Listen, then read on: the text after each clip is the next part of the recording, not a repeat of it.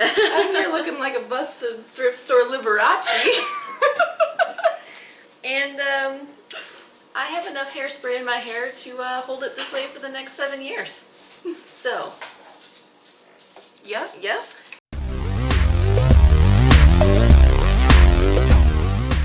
Hi, it's Sarah And Jareth. in the Restricted Labyrinth. And we're doing the Labyrinth Book Tag. Yes, we are. Yep. So this was created by Pages and Pens. And we were tagged by Game of Tomes. Thanks, Game of Tomes. Yep. So we'll put both of those videos below. Down below. And we're drinking Saison du Buff. Du Buff. Saison du Buff. From Doghead, which is ale brewed with Dogfish parsley. Head. Dogfish Head, which is ale brewed with parsley, sage, rosemary, and thyme. Yep. And believe it or not, we haven't had a beer yet. We have not. No.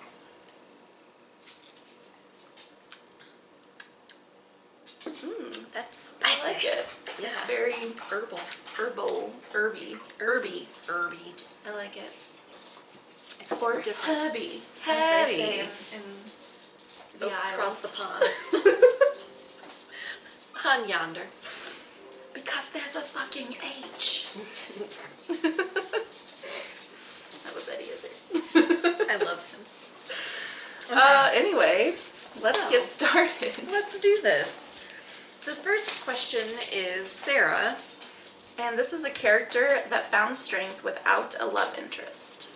And I said Kizzy from The Long Way to a Small Angry Planet because she's a very strong and eccentric character, and she has like strong male friendships, but she doesn't have a love interest. And I think she's pretty badass. And I said Miffany Thomas from The Rook by Daniel O'Malley. Yeah, there's no love, well, there is a man that she meets at one point briefly that I think might be a love interest later, because there's more books in the series. I need to read the sequel, which is out already, but there's no actual love interest at all in this book, and she definitely finds her strength big time Big time. up in here. Boom. What kind of name is Miffany though? Like, It's weird. It's like a thing, because look how it's spelled.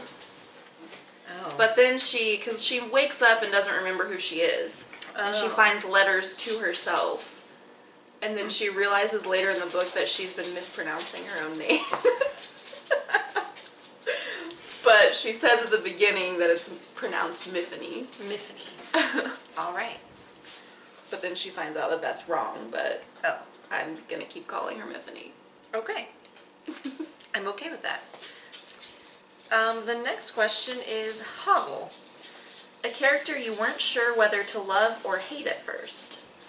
And I said Ralph from Lord of the Flies because at first, I mean, he's kind of, I ended up liking him, but he's kind of a shit, like, to Piggy. And I mean, he can be kind of a little asshole sometimes, and so I wasn't really sure how I felt about him, but I did end up liking him. But yeah. And I said Holden Caulfield from The Catcher in the Rye. He's pretty obnoxious, and so at first, and I know that he's also a very polarizing character. Excuse me. He's beautiful. So, you know, some people love him, some people hate him. And so I wasn't sure what to think of him going in, because he is, like I said, obnoxious. He repeats himself all the time and is just kind of a little asshole, but I ended up liking him in the end. He's an asshole, but I guess I like him. He's a likable asshole. Alright, so Ludo. Oh. A character almost too innocent to be real. I was a little unsure on this one. I said Fiverr from Watership Down, because Fiverr was just like, in some ways too innocent and too like fragile and good to be real. Like he had these, Premonitions. thank you. This is what that means. Premonitions, and yeah, so he was just kind of precious. And I said Susan, or AKA Snow White. Yeah. Because Snow White is just like very pure and innocent, and like, come on. Come on. Come on. is Didymus. A clueless character you either love or hate.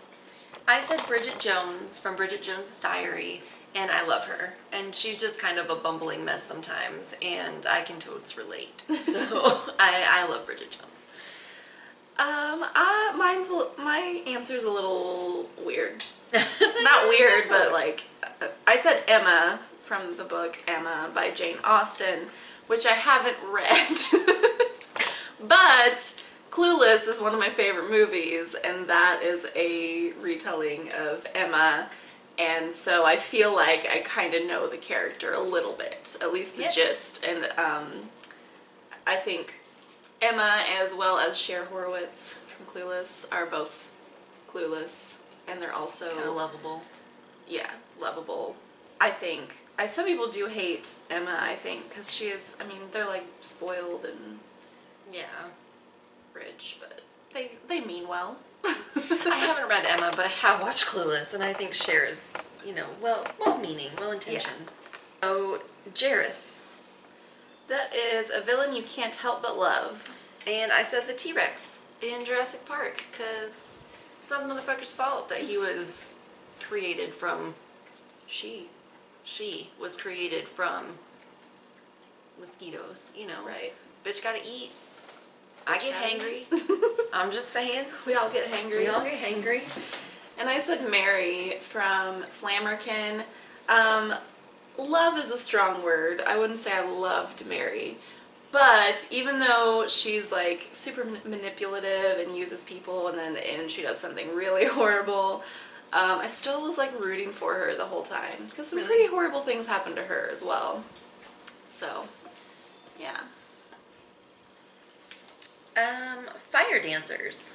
What secondary character really got on your nerves?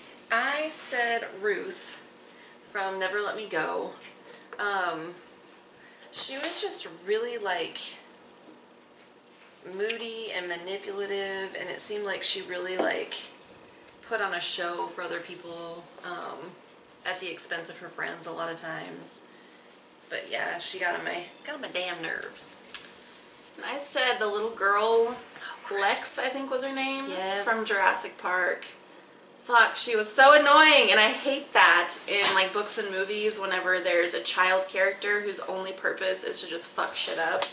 Because they're a dumb kid, so they can help create conflict by being a dumb kid when they're being hunted by dinosaurs, and they're like making noise and shit, and she was old enough that she would have known better. Like, she should have been scared enough to know better. Yeah, so she got on my nerves, and just the fact that that character existed got on my nerves. And that was one of the things I love so much better about the movie, is that the kids aren't fucking obnoxious. No. Like the boy in here, in the book, the boy's older and the girl's younger. Yeah. And the boy in here was fine, but the little girl was fucking annoying. God, she was irritating. And it makes me feel bad for hating a child. Right, because I was rooting for her to get eaten the whole book. And I was like, what the fuck is wrong with me? This is a child. But goddamn. Sasha Cow. Did you see the look? She was like, what, bitch? That's the look she gives you when she's done something wrong and doesn't care. Which is all the time. The only time she ever, is sorry is if she's embarrassed. Yeah. Okay. So The Labyrinth. A book with plot twists you never saw coming. And I said The Library at Mount Char by Scott Hawkins, just because this book was really fucking weird, and there was really I didn't know what was coming. Yeah. Because it was so fucking out there that I was like, yeah, it could be anything. True. And I said Imago, the last book in the Xenogenesis series by Octavia Butler, because something happens with the main character that I wasn't expecting. And it happens early on in the book, but I was like, oh, this changes the game. Yes. It's a game changer. Alright, so the next one is the Bog of Eternal Stench. What trope or writing style will immediately make you put down a book? I didn't really have an answer for this. I have tropes and stuff that I don't like, but they won't necessarily make me put a book down.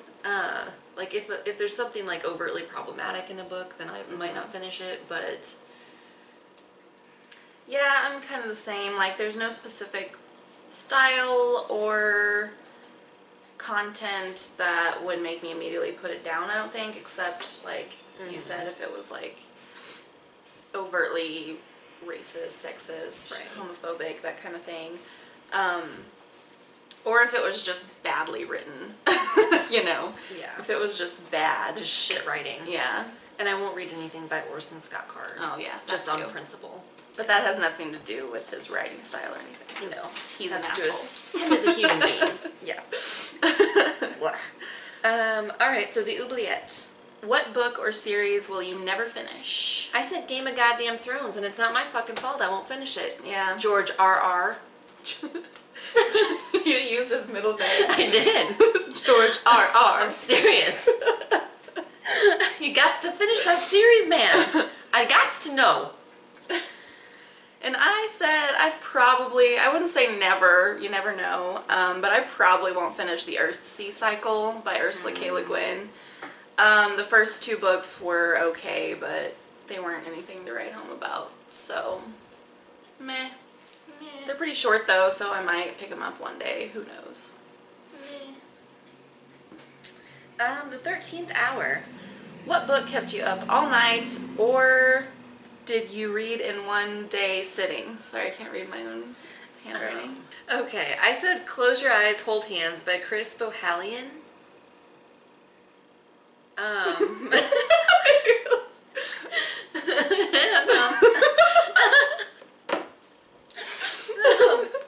I didn't read it in one sitting, but I did read it really fast because it was really compelling and I couldn't put it down.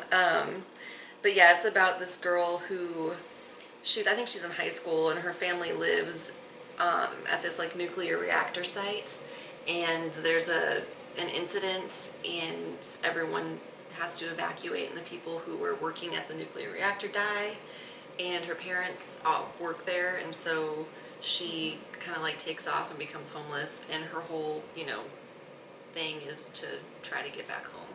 So Sounds intense. it's very intense, and I actually cried real tears from that. Really? There was a dog in it. Oh. The dog's fine. That's probably a spoiler, but I know that I wanted to know that, and I actually read ahead to find out if the dog was okay, because if it wasn't, I wasn't going to finish the book. So there's a trope. Yeah. Killing off animals. Nope, not going to read your book. And I said White Oleander by Janet Fitch. I don't think I finished this in one go, but I do remember staying up super late to finish it. Or I don't know if it was to finish. I don't remember. It was a long time ago that I read this. But I do remember that I stayed up super late one night because I was like, I just one more chapter. Just one more chapter. One more chapter. One more chapter. One more chapter. Gotta keep reading it. Yeah, and I love this book. I think it's really good. Really well written. Crystal Balls. What book do you wish the main character had a crystal ball so they could avoid miscommunications?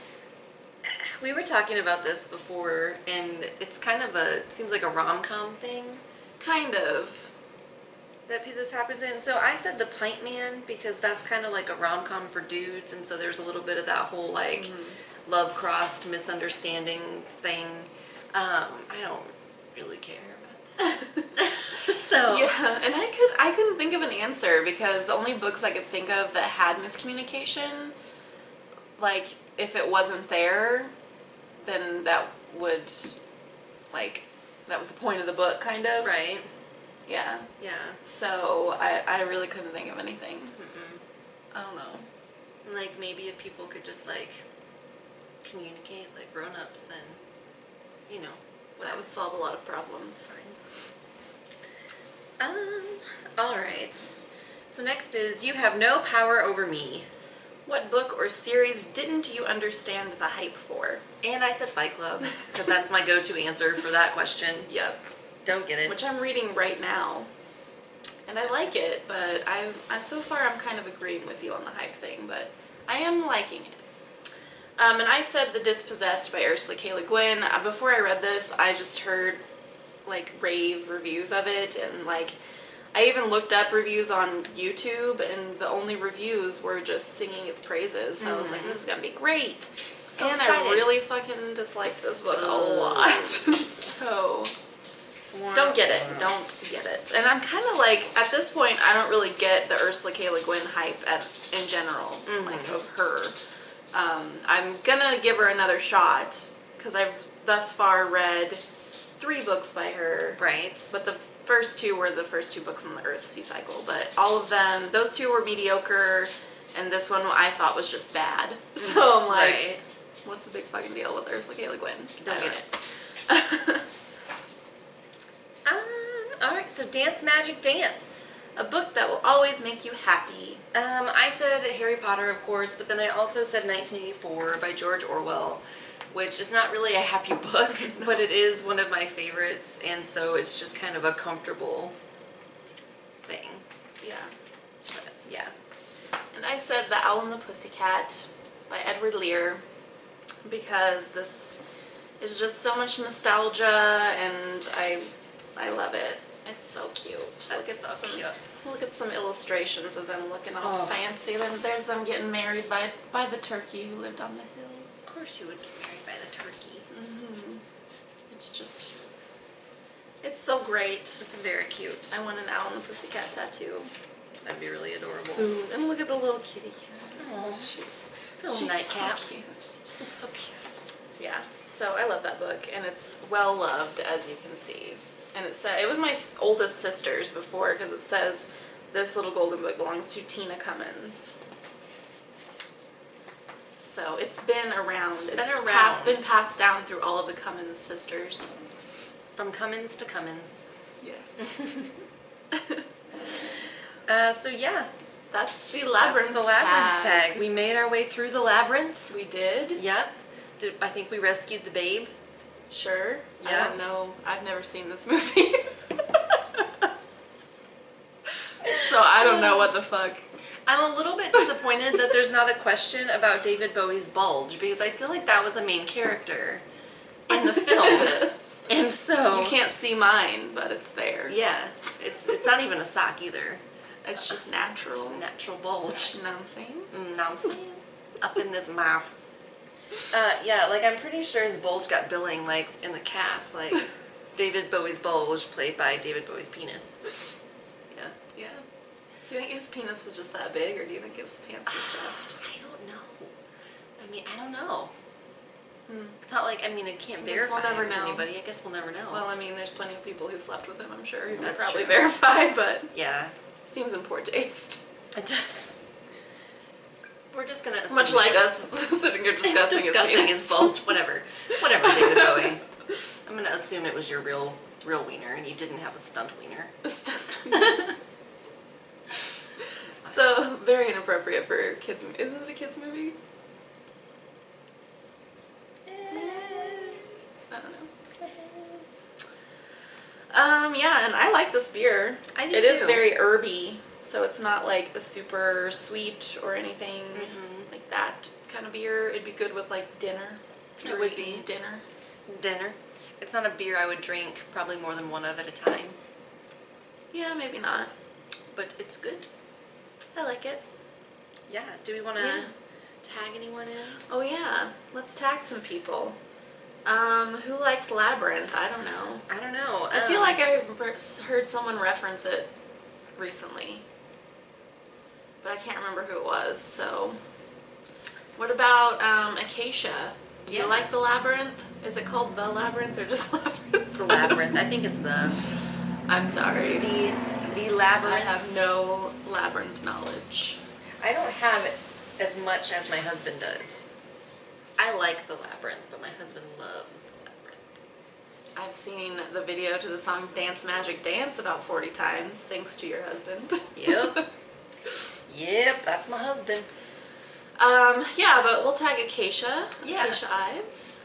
And what about Camille from the Chameleon? Camille, we tag you. Yeah, I feel like you would do something cool with this tag. Who else? One Mo. I feel like maybe Allie's probably already been tagged.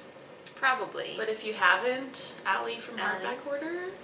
Be a good Tag Tuesday. Yeah. Yeah. Should we do one more? Because I feel like she's probably already done it. Yeah, so let's do one more. I've probably watched it. I just don't remember. That's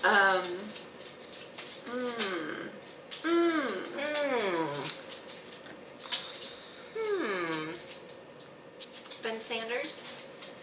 We always tag Ben. We always tag Ben. Sure, tag him Okay. again. Ben Sanders. Ben Sanders. All right, so So that's it. Let me know if you thought I looked more like Jareth or Liberace. or Liberace dressed as Jareth. I'm leaning toward Liberace, but I tried. I think our jewels were too light. It was the best I could find. Yeah, we probably needed some darker we needed jewels. some darker jewels because these are a little too loud. Yeah, they're kind of loud. But one just fell off.